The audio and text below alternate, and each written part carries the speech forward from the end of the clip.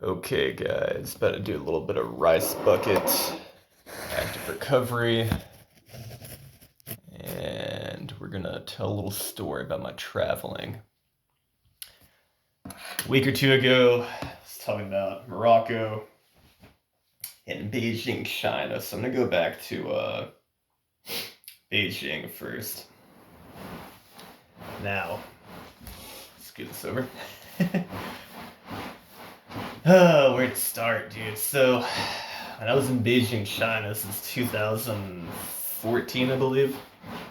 Of course, nowadays, 2023, I have no idea what it takes for an American, a USA citizen to get into China. But back then, it wasn't too bad.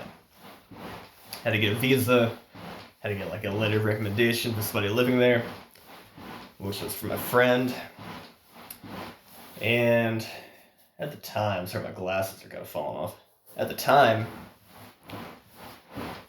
it seemed Chinese people had a pretty high opinion for the most part of the US. Like, there were good relations between our countries. Of course, nowadays, not at all. Everybody hates the freaking US. Or at least that's how it seems.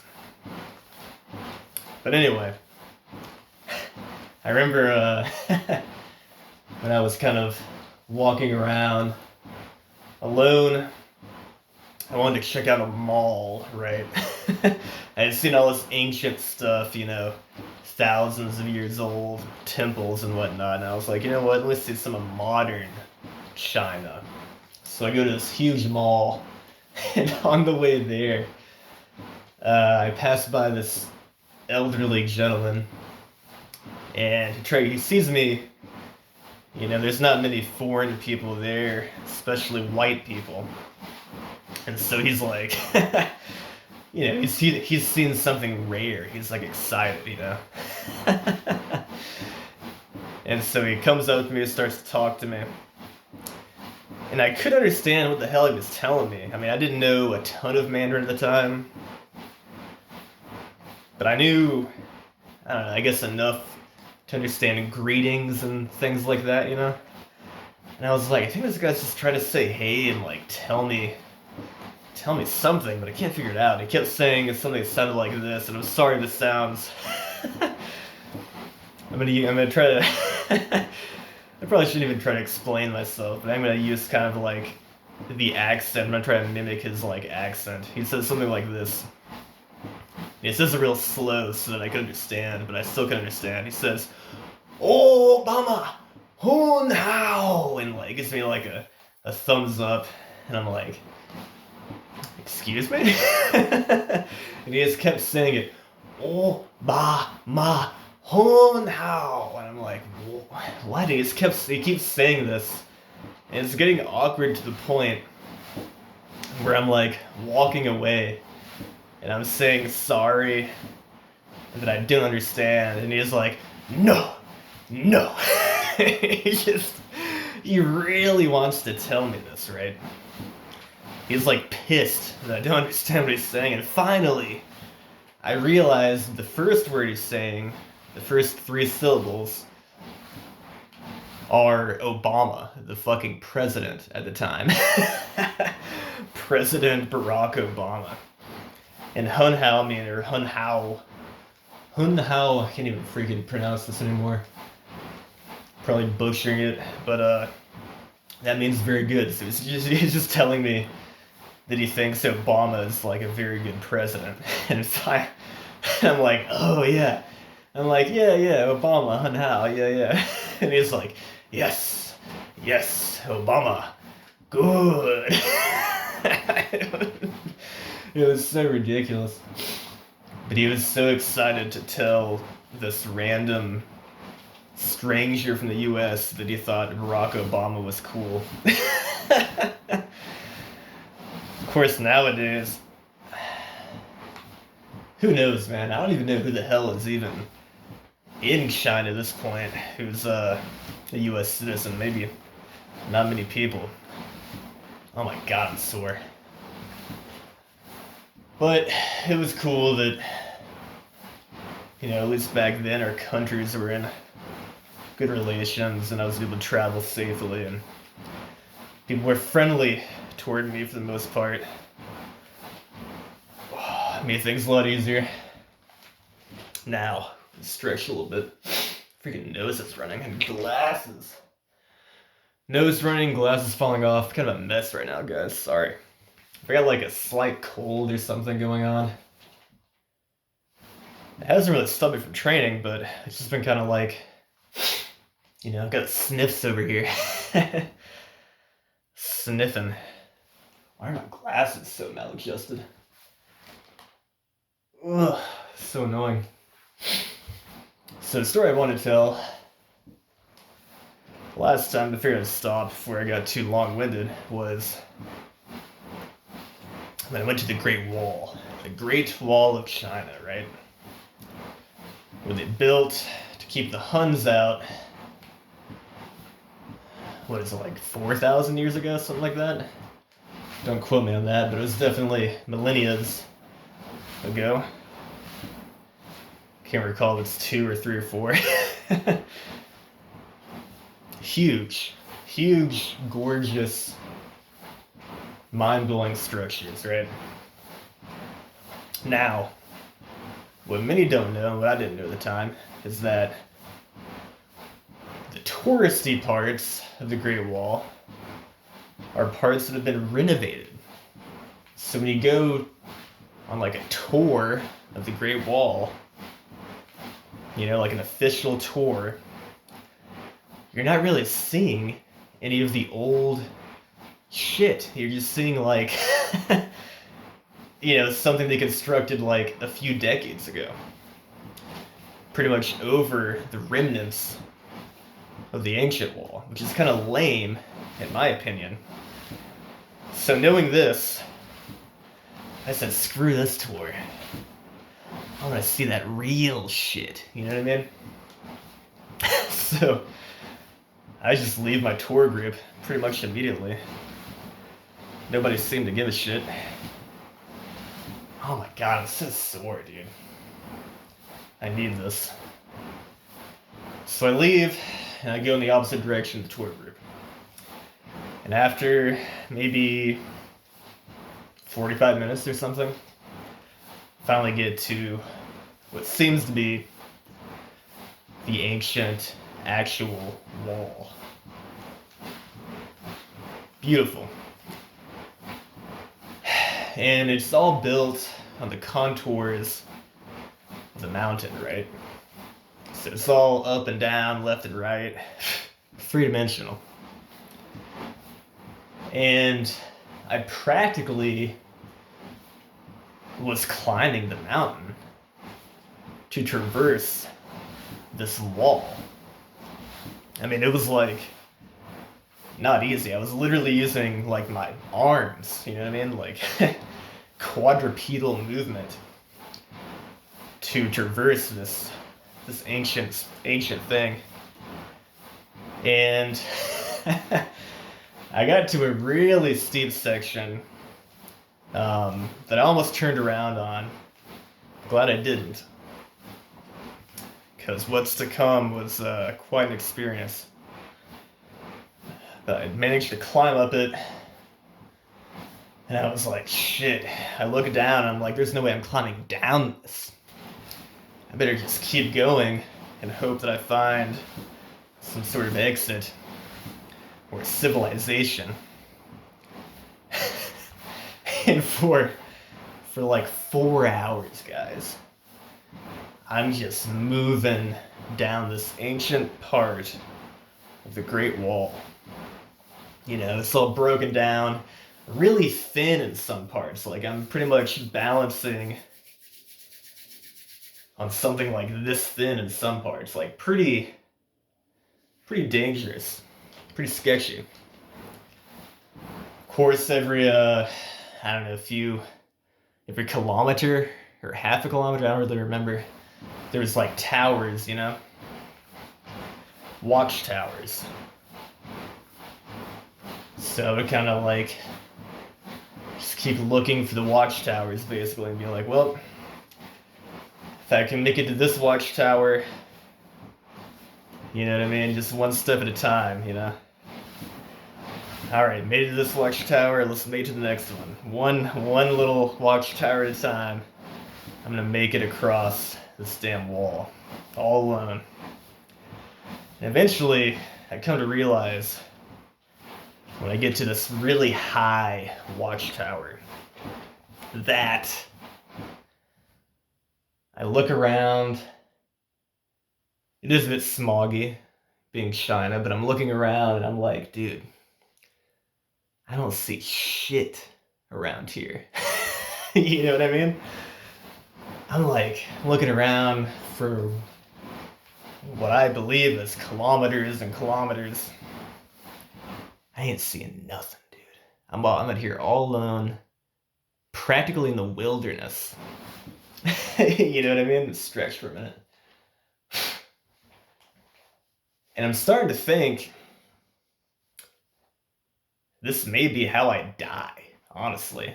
Because there ain't no turning back. As I said earlier, I scaled up this crazy kind of, you know, it was like a freaking 5'10" or something in climbing terms. Free solo. Ain't no fucking way I'm gonna go back and try to down climb. I'm gonna kill myself. So I guess I'll just keep going, and I kind of accepted, guys, that I was likely to just die of dehydration eventually. Or exposure. I wasn't sure how cold it would get at night, especially up in a high elevation. It's a very strange feeling. It wasn't really a feeling of fear, but it was a very unsettling kind of like, man, I fucked up kind of feeling, you know? Not really sure how to explain it. It was very surreal, obviously, the thought of like having pretty much killed myself. But I don't know, surprisingly I was not very afraid. I was a bit disappointed in how dumb I am.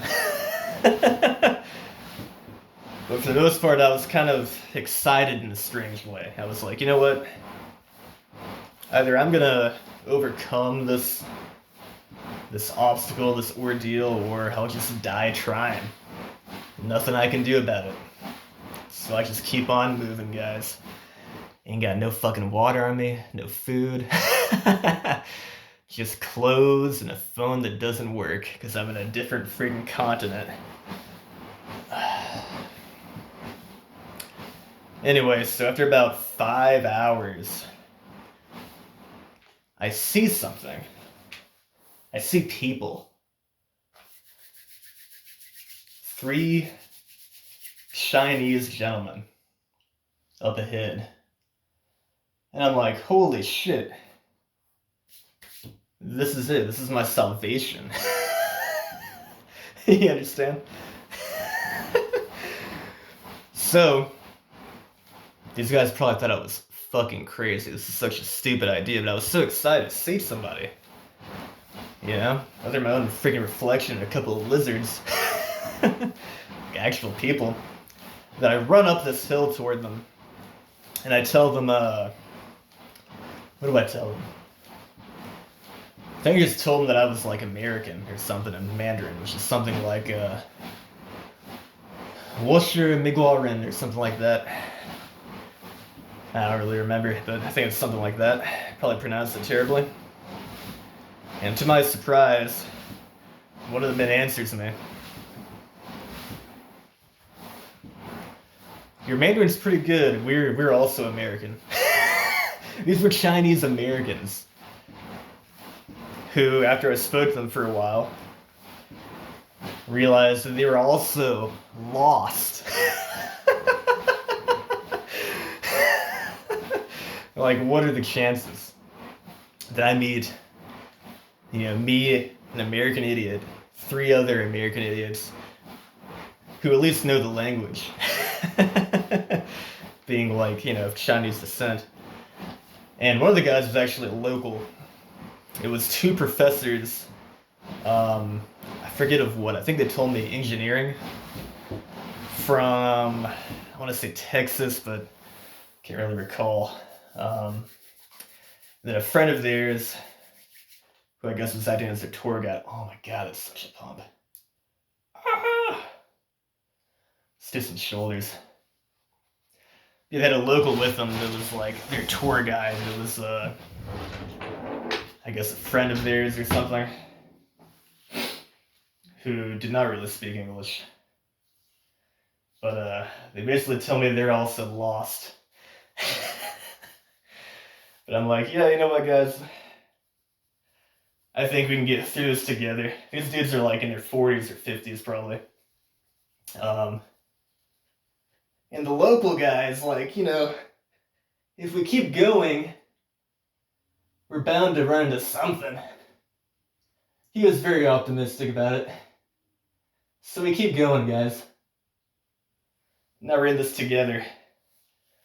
4 strangers on this ancient wall, trying to find a way down to civilization. Along the way, we're barely chatting. I mean, we chatted a little bit when we first met, but we're all so freaking tired, like exhausted. Especially these guys, because you gotta understand they're like 40s, 50s years old or something. So we're mostly conserving our energy and silently, scaling this freaking wall. And after about 2 hours, we reach a tower. Ah! Ugh. We reach a freaking tower. Fuck. Pardon me as I shake this pump off. Oh, it's probably good enough for the day. Oh. We reached a watchtower. And there's a man in there. This shit's crazy. There's a man in there selling Coca-Cola. I shit you not. And of course, since it's the middle of frickin' nowhere, he's charging like basically the equivalent of like 10 USD for one soda, which in China will give you a long way, dude. 10 USD in China is like it's like freaking 80 renminbi or something, maybe even more than that. It's pretty much like 8 times that, you know what I mean? So imagine if you're like from the US and you're in the Rocky Mountains somewhere and a guy's like selling a bottle of Coke for $80. Like that was pretty much what this guy was doing. He was selling Coca-Colas and Asanis to idiots like us who were, lost on this Great Wall or whatever. So, what baffled me, other than just that, the fact this guy is here doing this, was that my new friends started like, I don't know, like bartering with them and trying, like haggling with them, trying to get the price down. I'm like, you guys don't understand. Like, this guy is like the smartest businessman in the world. He's got this monopoly on freaking cold drinks in the middle of nowhere on the Great Wall. And you're gonna try to make him like drop his price, like either pay the guy or just stay dehydrated for God knows how long and die. You know what I mean? I barely had any money on me at the time, so I wasn't gonna buy anything. I was like, yeah, I can't afford it. Sorry. The guy was not giving a shit. I mean, if I was half dead, I doubt he would give me a bottle of water. He was like a pure capitalist. The other guys had a bunch of money on them, so they buy me a water. I was like, nah, look, I'm good. You don't have to do that. But they were like, no. We don't know how far we have to go. We're going to buy you a freaking water. So they got me a water, which was awesome. And they had like a couple of Coca-Colas and 2 waters as well. So I don't know how much money they spent. Probably like the equivalent of like 300 USD or something. Insane. Or that'd be like the exchange rate, if you get what I'm saying. But can you imagine? Can you imagine spending basically 300 US dollars for like 5 drinks or like a 6 pack of Coke, basically? uh, God bless that fella. What a freaking maniacal capitalist, dude. Love it. Anyway, after that, they're talking to this guy. They don't give him the drug price because the guy's like, "Fuck you!" Like, I'm out here. You know what I mean? Doing my thing, and you have money. I know you have money, and they did. But they also were asking him like, where they were, where they're going, how they can get down. And the guy says, thankfully, yeah, if you keep going, I forget how many kilometers it says, something crazy like 10, 12 kilometers. You'll find a way down and to reach a village. And so we're like, thank God. That's a long way to go, especially if a lot of it is like scrambling and climbing. But at least we know there is a way down somewhat soon. So we keep on chugling, across this freaking Great Wall. And we're getting got a little bit more energy now. They were like hydrated, got some like sugars in us and stuff, and feeling a little bit more optimistic. And so get a little more chatty and stuff. About I think 2 more hours into it, we find another person. This time an Englishman who was also lost on the Great Wall. Another dumb idiot, almost killed himself tourist like us. And so this fellow joins us as well. And for the next hour with this guy, we finally get to where we can see like a way down. Okay. Now, I definitely skipped a lot of stuff in the in between. There were some interesting times where, for instance, before we met the guy in the watchtower, that one of the men, and I don't freaking blame him for this. Like, I understand it being kind of like in a survivor situation. This guy was pretty much having like a panic attack. We had to like calm him down. There was some kind of, dark shit like that was going on before this point, but I don't really want to get into that. And, it's just kind of, I don't know, it's too much, you know what I mean? But basically, one of the guys had a freaking panic attack. We had to like calm his ass down, tell him to, get his shit together. You know what I mean? Because we're not going to carry his ass out of here. Thankfully, he did. And again, fast forward a few hours, we find the way down. Manage to go down, and we find a road, a dirt road, basically. And we follow the road for probably less than a kilometer, and we see these, it's kind of like a little farm, basically. There's a house, there's a barn, there's some like crops, little bits of land for agriculture, some animals like pigs and chickens and whatnot. And we basically, like the Chinese Americans and the local Beijinger, knock on the door. The head of the household answers. They start talking Mandarin. I don't know what the hell they're saying, nor does the Englishman guy. Forget all these people's names at this point. Sorry, but details, whatever. After a while, they managed to get this man to feed us, because we were all starving. I mean, at this point, I think my dumbass had been on the wall for probably 10, I don't know, 9 hours, something like that. And I've only had one bottle of water to drink, you know what I mean? So I'm like, yes, food would be awesome. So they pay this guy, I don't know how much, and he literally just immediately, turns around, like yells at his wife, and she like grumpily like goes out the back door into the yard, and just straight up picks up a chicken, slaughters that shit immediately.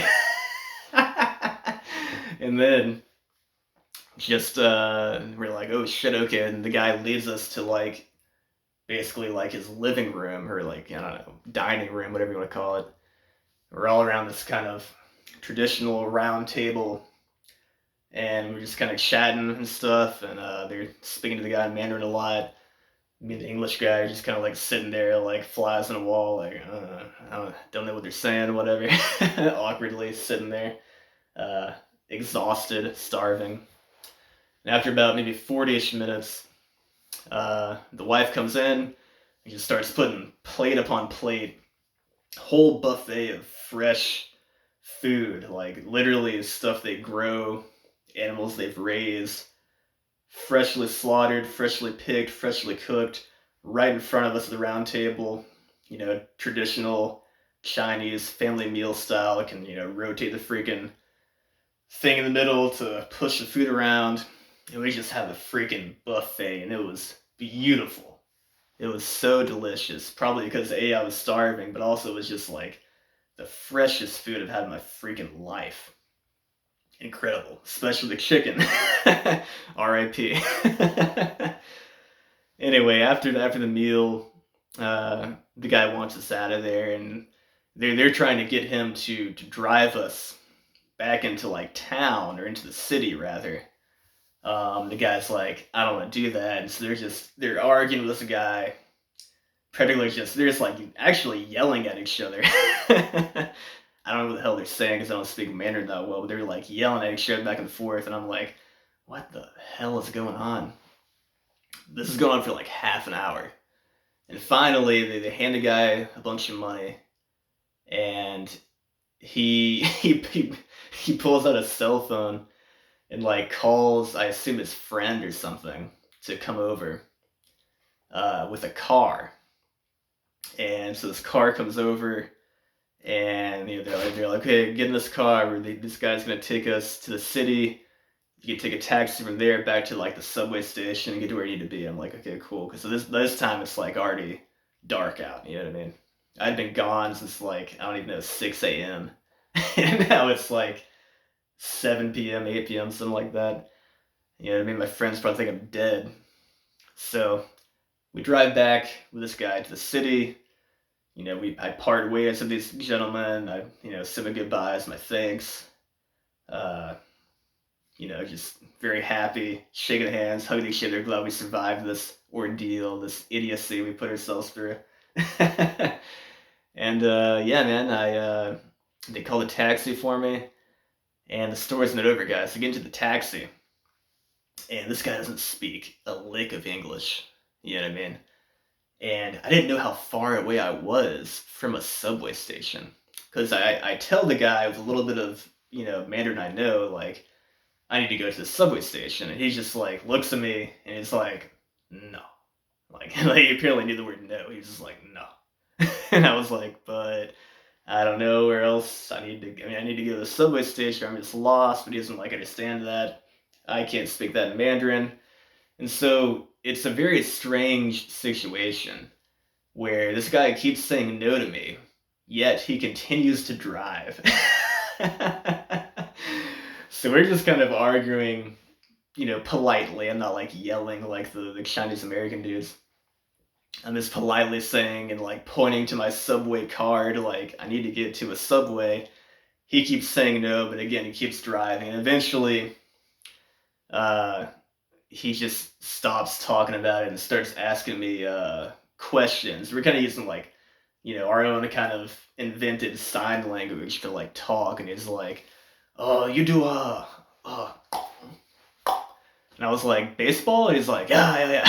And I was like, nah. And he's like, he was like, okay, you're boring. You don't do baseball. What kind of American are you, And he starts just asking me all these like random questions about like sports, using his like, sign language and like noises he's making. And we're always just, I tell him I'm into like martial arts. And I'm like, doing this kind of thing. And he's like, oh, yeah. Muhammad Ali? And I'm like, yeah, Muhammad Ali. And he's like, yeah, Muhammad Ali. And we're just, broing out over like random shit during this like probably 45-minute drive. And eventually, he actually does take me to a freaking subway station. I'm like profusely thankful to this guy. And I look into my wallet to pay him. He tells me what amount he wants, and it's like a huge amount. So I'm trying to like haggle a little bit, and he looks like offended because obviously he went out of his way, probably way past his usual, working shift to take me here. It's like 9 p.m. or something. And he's like kind of pissed that I'm not paying him. So I just show him, I open up my wallet and show him the money I have, take all the money out of my wallet and just hand it to him. And then he like takes it and he like looks at it and he's like confused. It's only about half of what he wanted. But then I just keep on showing him my empty wallet and I'm like, no, that's it. That's all I got. I'm sorry. You know what I mean? And this such a nice guy. This guy with his just kindness and imagination takes this as saying that I literally don't have any more money and I'm giving you everything I have. But in reality, I have like, my credit card that I could use like an ATM somewhere. You know what I mean? But I couldn't express that to him anyway. And there was no ATM around. You know what I mean? So there's this language barrier and like all this shit. So he's like, he's trying to give my money back to me at this point because he feels sorry for my broke ass. And I'm like, no, no, no. Like I keep like pushing the money back to him, like just take all the money, like please, for the love of God, take all this money. You've gone out of your way to like take me back to the subway station I need to be at. And he's literally like doing like all this to me, and he's like, no, no, no, no, like take, and I'm like, no, like it's your money, take my money, please. Like you've done this for me, like take my money. And finally, he's just like, oh, he's like, still like doing the sign language and stuff. When I say that he's saying take my money, he's not actually saying the words take my money. It's all like sign language, guys, and like onomatopoeia kind of noises and stuff. He's just like, oh, oh, oh, and like all this stuff, and like he feels bad, like thanks and all this stuff. And I'm just like doing it back to him. I'm like, no, it's okay. And I like shake his hand. He's just like, shaking my hand like furiously because I guess in his mind he thinks that he's taking all of my freaking money, and that I'm like a broke ass foreigner doesn't speak a lick of Mandarin hardly, and I'm gonna get like, God knows what's gonna happen to me. Nice guy. But we finally part ways. I get to the subway, ride it all the way back to wherever the shit my friend lived at the time. I don't think I get there till like 10 to 30 p.m., something like that. And I've been gone literally all day, guys, like since 6 a.m. When I get there, my friend's like, holy shit, like hugs me and he's like, dude, we were about to call the freaking embassy. Like, we had thought about like calling the police. Like, we thought your ass got kidnapped or something. And I had to relay this whole story to them. And they were just like amazed by how ridiculous and, just incredible the experience was and how stupid I am. But hey, what a great story. Am I right, guys? I'm sorry it took so long. I knew I could be long-winded, but there's my big Great Wall story. And shout out to all the kind of strangers out there that I met in China. I don't know if it's still like that, guys. Again, like relations between U.S. and China are pretty shit, but during my travels, I experienced a lot of generosity, a lot of genuine human kindness, guys, and empathy. And I think that is probably the most incredible part of traveling. Anyway, hopefully it's still that way, but I don't know. I don't know. Our governments are shitheads. That's all I gotta say. Peace.